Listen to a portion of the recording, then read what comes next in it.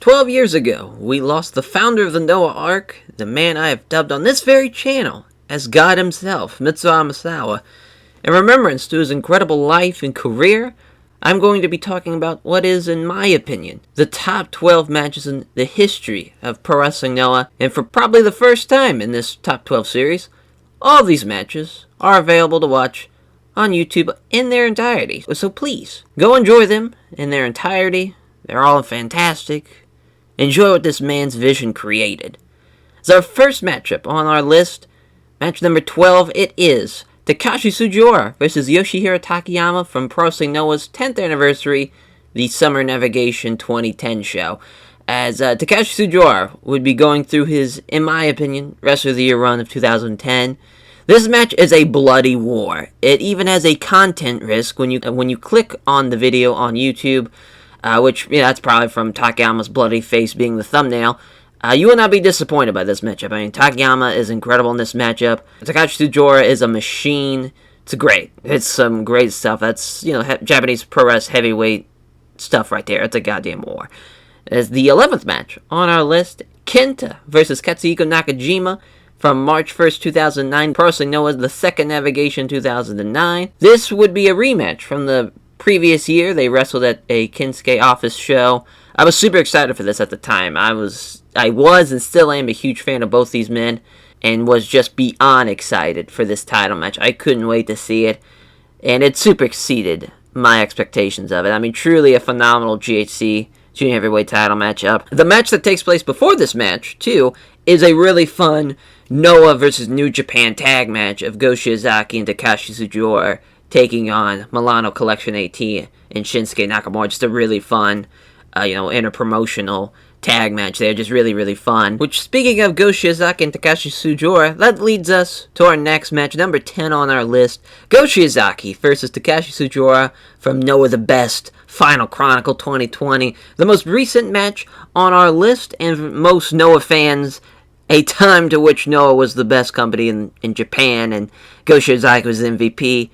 If there's ever a question before that match, it was a no-brainer after it. And now, obviously the state of Pro Wrestling Noah is now.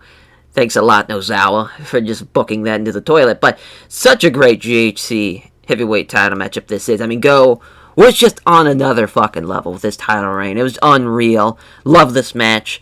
But in my opinion, it's not the best match of Go's title reign, which we'll talk about what I think is the best later on in this video.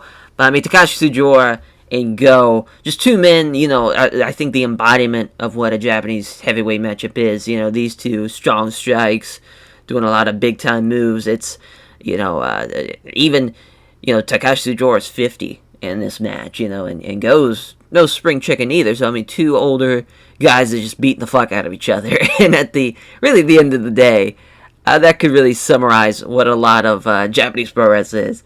Just beefy Japanese men beating the fuck out of each other, as it's quite the spectacle. Keeping with Takashi Tsujiro, our next match is the 9th match on our list, which is Takashi Tsujiro versus Minoru Suzuki from the Great Voyage in Osaka 2015. If there were ever just two men that were just destined to fight each other, it would probably be these two men, in Takashi Tsujiro and Minoru Suzuki. I mean, two absolute machines. Even here, they're in their mid-40s, and they're still fucking killing it. I mean, this is probably Minoru Suzuki's best Pro Wrestling Noah match. What's so awesome about this match, too, is that thinking about this was, almost 6 years ago. They could wrestle now, in 2021. They're both in their 50s now, and it would still be awesome. I mean, these two men are just kind of perfect for each other. And they've had matches in the past, but this is definitely their best one. Really, Minoru Suzuki, his Noah run, and really the Noah run of 2014, 2015, 2016, there was not a whole lot of great stuff sometimes. But this match here specifically was fucking great. And it really, a lot of the problem of Pro Wrestling Noah when they were kind of in the dark times of the mid-2010s, where New Japan was really having a stranglehold on Pro Wrestling Noah as far as booking wise, and having Suzuki gun matches throughout the card, and all of them have interferences, and it just became redundant. But here, it's not really a lot of interference. It's just a straight up one-on-one Japanese pro wrestling match, and that's kind of what Pro Wrestling Noah should be about. And that's when it's great stuff like that, it's hard to not translate into having a better product. And just kind of wish, Noah at that time was doing more of that. They slowly started getting out of that, New Japan funk in 2017, 2018, and obviously really broke the mold. In my opinion, in 2019 and really 2020 is where they, with Go's run as a champion, really cemented Pro Noah's like, hey, we're fucking back, and it was awesome. You can't really have, Go running through guys like Tsujiro and running through guys like Kazuki Fujita. And, even if I would have loved if Suzuki would have came to Noah to wrestle Go for a title match, like just as the title offense, just giving New Japan giving Noah a bone, but obviously that's not going to happen. That was just kind of like would have been a cool what if Suzuki would have took on Go during 2020, but obviously with the pandemic and whatnot, and obviously with New Japan and Noah not being so eye-to-eye anymore, obviously now it's Noah and DDT with the cyber fight and being on DDT Universe and the whole thing. But it's just wild how 6 years ago so much has changed in processing Noah. But this is such a fun match, and everyone should definitely go out of their way to see it. As our next matchup on our list, our 8th matchup on our list, is Kenta Kodobushi versus Naomijimaru Fuji and Taiji Shimori from Noah Summer Navigation 2007. This is, in my opinion, the greatest junior heavyweight tag team matchup ever. This match is so fucking awesome. There's so many great spots that, even for the time, were mind-blowing. Even now, in 2021, they're still very fun to see. It's just crazy, all 4 of these men. All 4 of them right here and at that time in 2007, all still very, very young.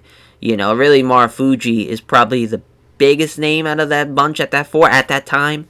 It'd be probably Marufuji and Kinta, then Ibushi, then Ishimori. You could probably intertwine Ibushi and Ishimori at 3 or 4, no matter what. Because Ibushi at that time was still fairly young, but man, think about that match now. Like, they could have this match again in 2021, and it's be like just even more crazy. I think just because Ibushi's changed so much, Marufuji's changed so much, Kenta and Taiji Shimori, they've all changed so much.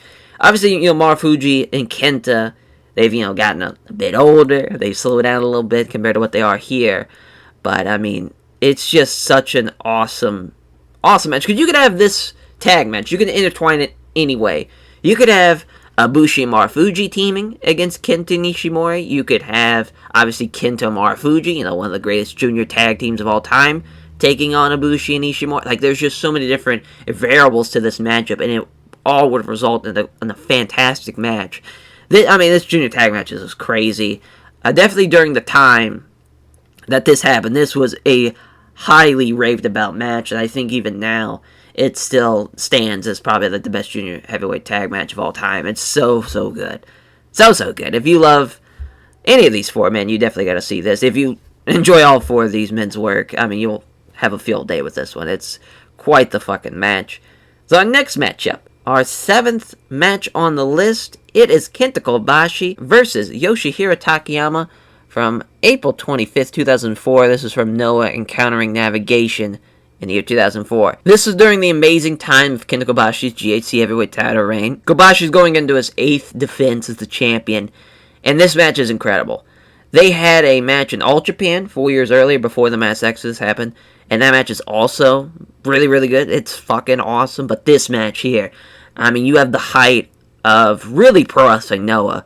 Really felt like Noah in really the year 2003, 2004, 2005. Like that 3-year stretch. I don't think there was a better Japanese press company. Probably not even, I would say they were the best. They were the best promotion in the world. They were doing such great business, and Kintakobashi was just on another level. He was nuclear at that point. Just unreal. It was really a phenomenal time for Japanese pro wrestling. Our 6th match on our list takes place at Noah's 3rd Great Voyage of 2005. It's Goshizaki and Kintakobashi versus Katsuka Nakajima and Kensuke Sasaki. This match takes place a couple of months after the singles match between Kintakobashi and Kensuke Sasaki, which is going to be one we're going to be talking about further down on our list. But this match is one of the greatest tag team matches of all time. Kobashi teaming with his protege, Goshizaki, with Kensuke Sasaki teaming up with his protege, Katsuka Nakajima. You get to see the absolute best wrestling prodigy of all time, in my opinion, in a 17-year-old Katsuka Nakajima. Imagine being 17 years old, wrestling at Nippon Budokan in front of like 16,000 people. Just insane. The premise of this was very awesome at the time in 2005. Obviously the story is simple. You had their incredible singles match, and then the tag match following it to have a protege of each teaming up against each other. I mean, it just seemed like such a genius idea. But now thinking about this, 16 years later, looking at how Goshizaki and Katsuka Nakajima's careers have gone, they have as much history, I'd say even more, in a bigger history than what Kensuke Sasaki and Kentobashi have. I mean, we're talking about 16 years of history now between Katsuka Nakajima and Goshizaki. I mean, they have shared the ring together over 233 times now. And it started here with this matchup. Just unreal. And in their biggest match to date between those two is the next match on our list. Number 5, Goshizaki versus Katsuka Nakajima on November 22nd, 2020 from Pro Wrestling Noah's 20th anniversary tour, the Noah The Chronicle Volume 4. This is my 2020 match of the year. 15 years after we see them wrestle for the first time against each other in that tag match. The former Axis partners disbanded that year, with Nakajima turning on Go before the N1 victory. Then Nakajima won the N1 victory, leading us to this match. I love the build, obviously the history. I love both these men, and I knew they were going to kill it, and they absolutely did. Unreal. I thought this was better, just as far as that perspective. Because really, like, Go and Takashi Tsujiro have history, but not like Nakajima and him do. I mean, it's just so different, and there's so many more layers to it, and obviously them being the partners, and sure, should they not have turned? I'd say probably not. I mean, Axis was one of the best tag teams in Japanese pro wrestling, I think one of the best tag teams in the world when they were together, but I felt like it really just, I mean, I think it elevated Go even more somehow, like, in his singles run and having the matches he did with having the Nakajima match then really added a whole other layer to him as the champion. So I think in the grand scheme of things, I would agree with Nozawa's decision there, but I think he gets a little too trigger happy with those turns, as we see in the following year when they have Nakajima and Masakimiya turn on each other, which was just fucking terrible. But for this match is incredible. So good.